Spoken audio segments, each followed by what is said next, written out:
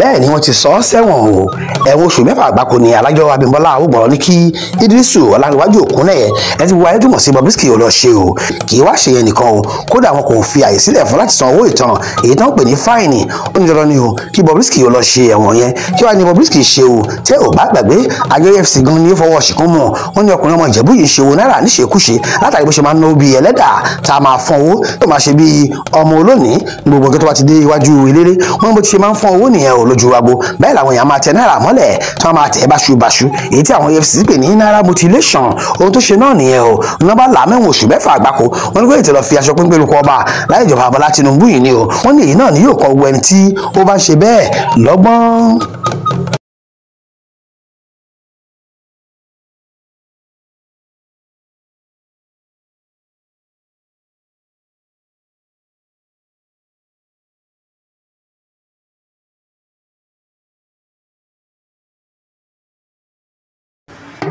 Alore TV Alore TV nílé nílé òkúni ẹ máa wò ó ètò tó kọ́ni lọ́gbọ́n ètò tó kọ́ni lóye ní gbogbo àgbáyé ẹ máa wò ó